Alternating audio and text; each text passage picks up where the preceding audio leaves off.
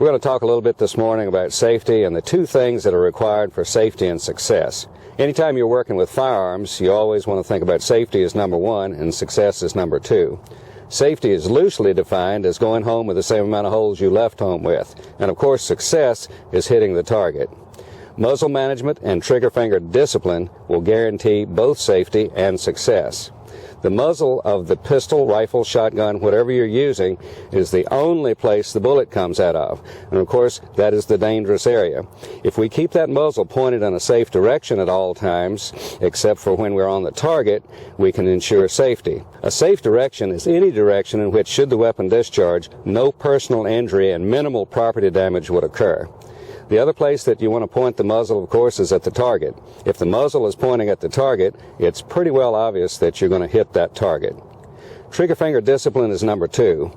No firearm that you would encounter in the military is going to jump up and just start barking bullets by itself. You've got to operate the trigger. So if you keep your finger off the trigger until you're on the target and you're ready to shoot the target, you'll be safe. When we want to hit the target, we've got to manipulate the trigger in a manner in which not to move the muzzle off the target. And if we can do that, we'll achieve success every time. I'm going to demonstrate the wall drill, which is a dry fire drill that is a foundation to all shooting. The wall drill allows you to establish good trigger control. It allows you to establish good sight alignment, a good sight picture, and to be able to drop the hammer on the firing pin without moving the muzzle whatsoever. It's going to look something like this. You'll get into your normal shooting position, you'll contact the wall, and then you'll break contact with the wall. Then you'll press the trigger while watching the center of the front sight, and when the hammer falls, there should be no change in the relationship of the front sight to the rear sight. You'll do this 5 times in a row.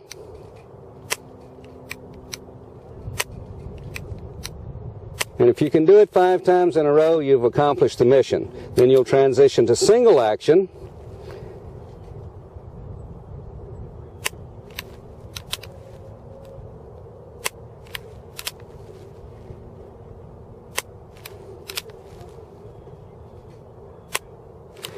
And once you can accomplish pressing the trigger and dropping the hammer without moving the front sight and the rear sight notch 5 times in a row, you've started to condition your hand and your eyes to work together.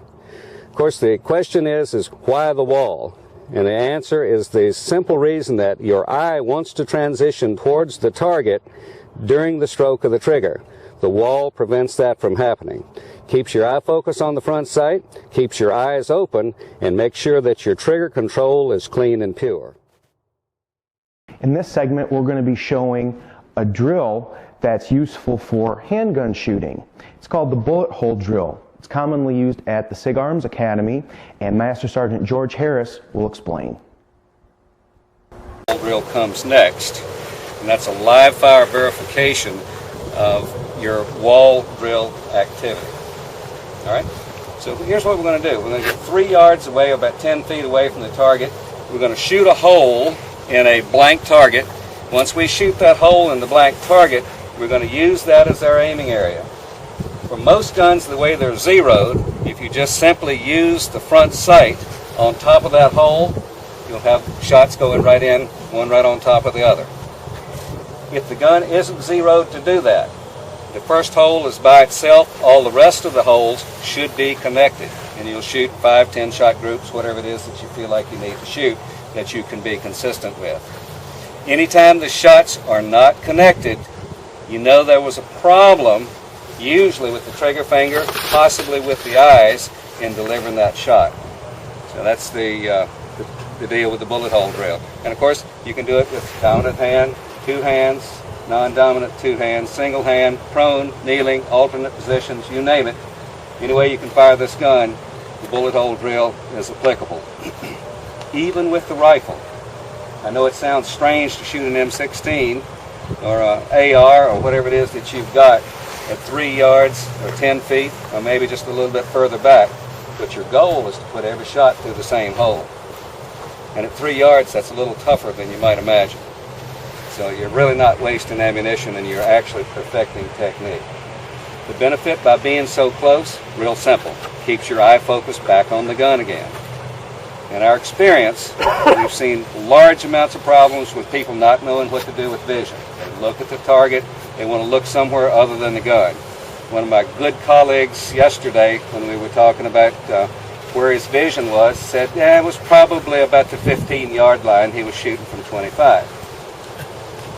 Remember, there's an infinite amount of planes between your eye and the target, and you don't necessarily have to be looking at the target not to be looking at the sights.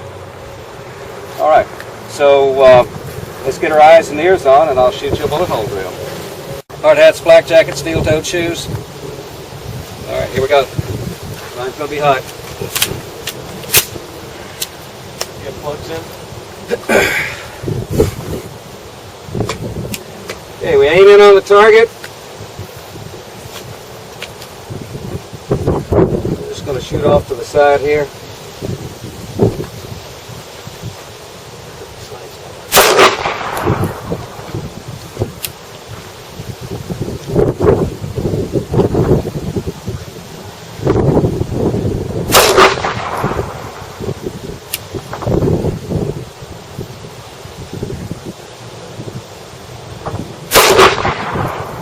You know what, I ought to probably quit right now. What do you think? Yeah, I would. 3 shots? Yeah, you know, I don't know. But we'll try, we'll do a couple more and see what we can do. Okay.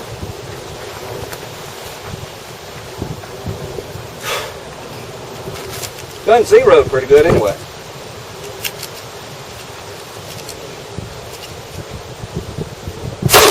Uh-oh. Should have quit when I was ahead.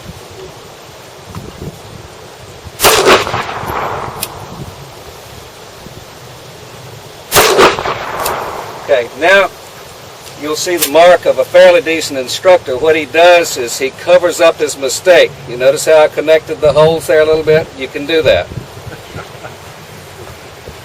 So it didn't look so bad after all. All right, so now you know some of my secrets. The bottom line with this particular drill is to be able to shoot one after the other, after the other, after the other. And that'll get your hands and your eyes working good together.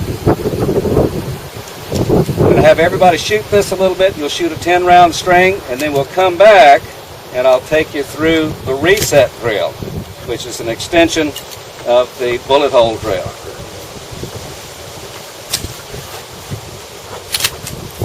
Okay, we're talking reset drill. The idea with the reset drill is to deliver multiple shots in the most efficient manner possible. The way we get that done, we'll shoot a shot. As the muzzle lifts off the target, we'll release the trigger forward to the point of reset, where your trigger connects with the sear and the hammer ready to shoot the next shot. If you're really being aggressive on the trigger, you may shoot one a little high, and that's fine. Remember, the race car driver can never tell how fast he can be on the track until he leaves a little paint on the wall. Then he'll know that he's going a little too fast and he's got to back down. The same drill here. So you want to go as quickly as you can, and your vertical stringing will tell you when it's a little too fast. Okay, here we go. We're still at our 10 feet.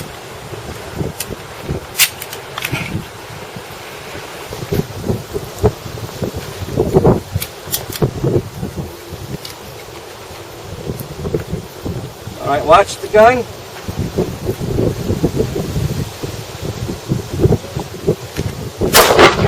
Okay, the muzzle is up. I've reset the trigger. And as the muzzle comes back down, I'm pressing the trigger so that as the muzzle comes back to the original location, I shoot the shot. Reset the trigger and back down again. And up and down. And we keep going.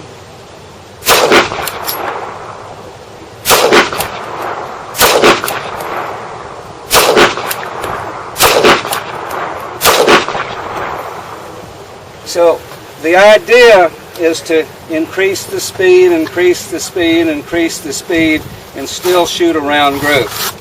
That tells you that your index finger is resetting on the way up and pressing on the way down. And And I don't know about you, but that's about the quickest way and the most efficient way I can see to deliver accurate multiple shots on the target.